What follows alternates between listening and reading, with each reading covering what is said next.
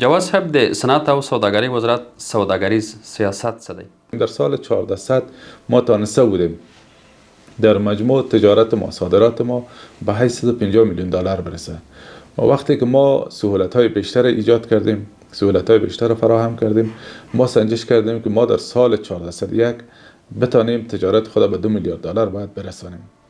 شما از ایجاد سهولت ها برای سکتور خصوصی اشاره داشتین.